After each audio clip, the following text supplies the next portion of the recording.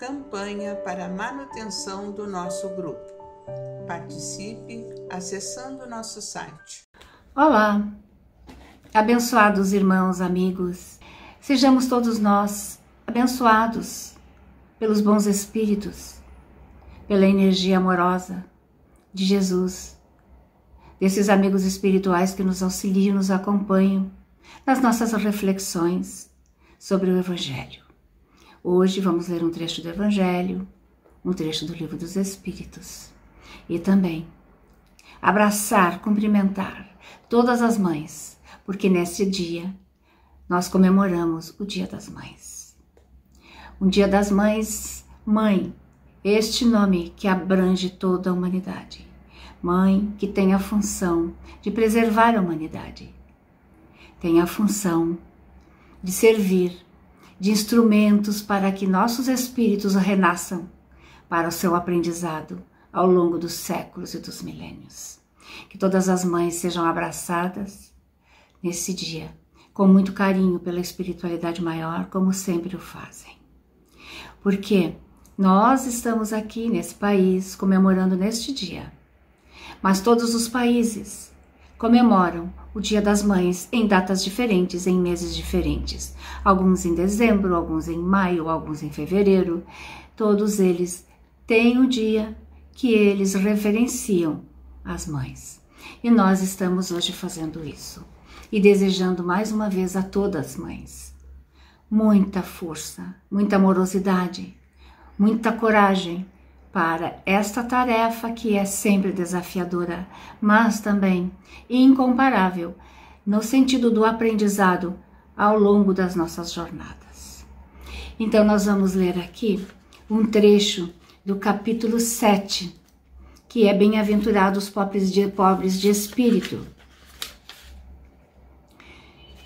E vamos ler o item 4, que nos diz isto. Então, a mãe dos filhos de Zebedeu se aproximou dele com seus 2 filhos e o adorou, dando a entender que lhe queria pedir alguma coisa. Disse-lhe ele: que queres? Manda, disse ela, que estes meus 2 filhos tenham assento no teu reino, um à tua direita e o outro à tua esquerda. Mas Jesus lhe respondeu: não sabes o que pedes. Podeis vós ambos beber o cálice que eu vou beber? E eles responderam: podemos.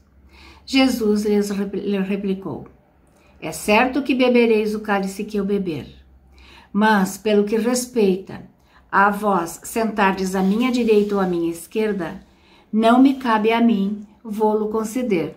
Isso será para aqueles a quem meu Pai o tem preparado. Ouvindo isso, os 10 apóstolos outros se encheram de indignação contra os 2 irmãos. Jesus, chamando-os para perto de si, lhes disse: sabeis que os príncipes das nações as dominam e que os grandes as tratam como império. Assim não deve ser entre vós. Ao contrário, aquele que quiser tornar-se o maior seja vosso servo, e aquele que quiser ser o primeiro entre vós seja vosso escravo. Do mesmo modo que o Filho do Homem não veio para ser servido, mas para servir e dar a vida pela redenção de muitos. Então, esse trecho do Evangelho nos conta de uma mãe muito preocupada com o futuro dos seus filhos, cheia de cuidado com os seus filhos. E temos também no Livro dos Espíritos, na pergunta 890, no capítulo 11, Amor Materno e Filial. Foi feita a pergunta aos Espíritos: será uma virtude o amor materno ou um sentimento instintivo comum aos homens e aos animais? A resposta foi uma e outra coisa. A natureza deu à mãe o amor a seus filhos no interesse da conservação deles. No animal, porém, esse amor se limita às necessidades materiais. Cessa quando desnecessários se tornam os cuidados. No homem, persiste pela vida inteira e comporta um devotamento e uma abnegação que são virtudes. Sobrevive mesmo à morte e acompanha o filho até no além-túmulo. Bem vedes que há nele coisa diversa do que há no amor do animal. Nós sabemos que os animais nos dão exemplos de amor impressionantes. Observar o momento, muitas vezes, em que um animal está parindo a sua cria, os cuidados e a dificuldade que ela tem para fazer isto. Ela sente muito desconforto, ela sente dores. Mas assim que a cria nasce, ela já começa a agir de acordo com a natureza da sua espécie. Começa a lamber a sua cria, cheirar a sua cria, cuidar. E cuida e defende. Defende com todas as forças que lhes é possível. Porém, esses cuidados cessam quando o animal já cuida de si, porque na natureza é assim.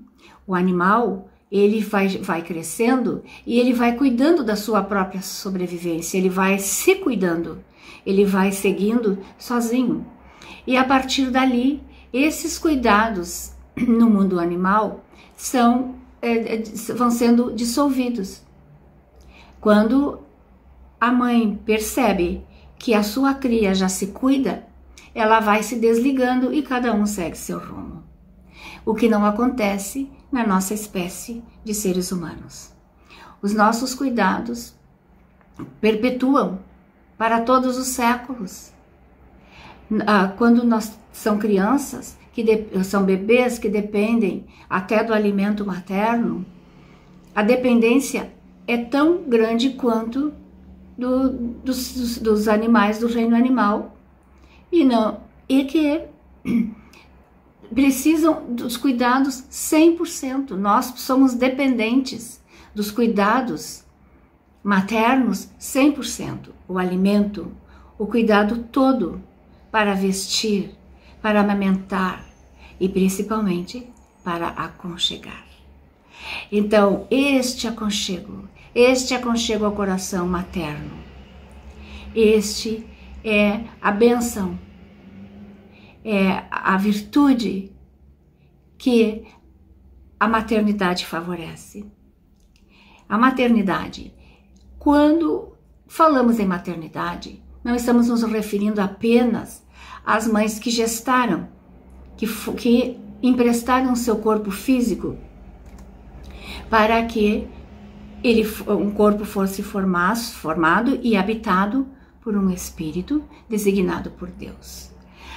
Esse sentimento materno é um sentimento que ele não tem barreiras, ele ultrapassa.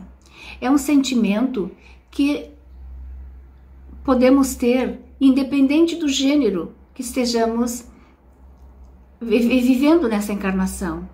É um sentimento que habita corações de gênero masculino, gênero feminino, de gênero masculino e feminino que nessa encarnação não gestaram. Esse sentimento não está ligado à mãe gestante somente. Ele é um sentimento muito abrangente, que a maternidade nos possibilita este aprendizado. E é um aprendizado que nós levamos ao longo dos séculos, nas nossas diferentes experiências reencarnatórias. Por isso ele é presente nos corações. Porque o aprendizado que fizermos nos pertence. Estamos aprendendo essa maravilha. O que aprendemos, o que fazemos, é propriedade nossa. Então esse aprendizado que tenhamos feito numa determinada encarnação, na condição de gestantes, é um aprendizado que permanecerá profundamente alicerçado no nosso espírito. E numa encarnação que não tenhamos a possibilidade de gestar por N questões, o sentimento continua conosco. Nós continuaremos tendo esse sentimento materno. Então, a gente usa até assim o sentimento materno até como adjetivo, um coração de mãe, um sentimento de mãe, um aconchego de mãe, um acolhimento de mãe. A gente diz todo dia assim, não, mas fulana ou fulano tem coração de mãe. Ah, fulano e fulana cuida como uma mãe. E assim nós vamos usando essas expressões para designar o amor materno. E esse amor materno é o aconchego. Nós temos milhões e milhares de seres humanos na condição de mulher, de homem, que debulham esse sentimento de amor. Todos, quantas referências nós temos na história, na nossa vivência, nós espíritas, vendo tantas pessoas trabalhando com esse sentimento materno. Nós temos algumas figuras muito marcantes, figuras mais femininas. Nós temos no Brasil a Irmã Dulce, que na sua encarnação não gestou, mas cuidou de quantas e quantas crianças, quantos e quantos filhos de Deus, quantos e quantas mães elas auxiliou nos cuidados da sua prole. Temos na figura de Madre Teresa de Calcutá, que acolheu, ela abraçava as pessoas da rua, ela cuidava, ela tratava, ela alimentava, que é esse o sentimento, que é o sentimento materno que é nos falado aqui, que a natureza deu esta virtude. E essa virtude nós vamos exercendo ao longo da nossa caminhada, rumo à sabedoria, rumo àquilo que Jesus prometeu quando ele disse que nós faríamos tudo o que ele fez e muito mais. Então, este amor incondicional de Jesus, este amor incondicional da mãe de Jesus, Maria, a quem nós recorremos sempre que precisamos. Quando precisamos de um aconchego de mãe, nós quantas vezes voltamos nossos corações em prece: Maria, Mãe de Jesus, nos ilumina, cuida do meu filho, cuida dos nossos filhos. E assim nós vamos rogando, agradecendo e sempre pedindo pelos filhos. Filhos biológicos, não biológicos, filhos do coração, filhos de outras mães. Quando nós compartilhamos desafios de outras mães, desafios dolorosos,